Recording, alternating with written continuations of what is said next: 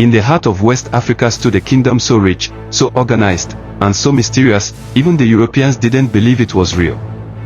This is the story of the Oba of Benin, a king whose throne was built with bronze and defended with blood. Long ago, the Edo people built a city unlike any other. They chose leaders not just for strength, but for divine wisdom.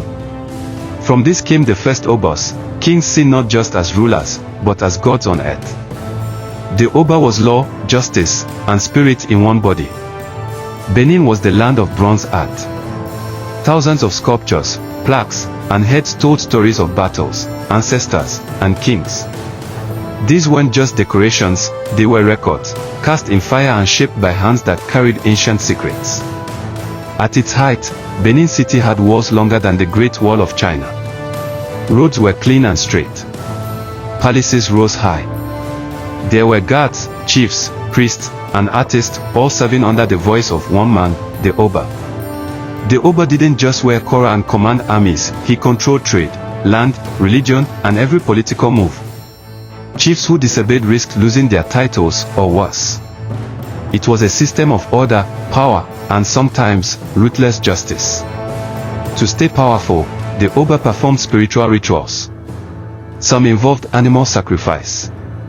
Others, during major events, used human life. It may seem dark now, but in ancient Benin, this was part of how kings stayed connected to their ancestors. Then came the British. They wanted trade, palm oil, ivory, and control. But the Oba refused to let foreign hands control his land.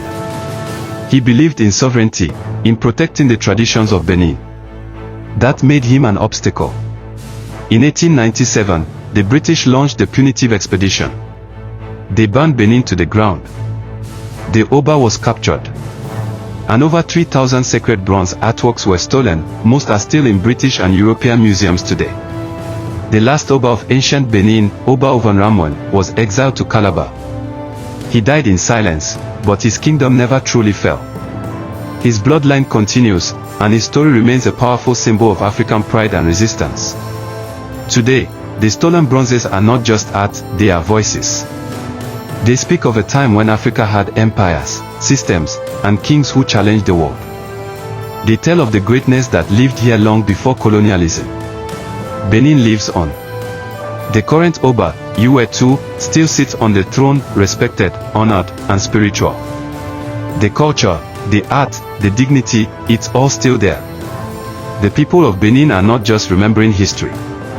They are living it. The Obas of Benin ruled with wisdom, with bronze, and sometimes with blood. But above all, they ruled with pride. And that pride still burns in Nigeria today.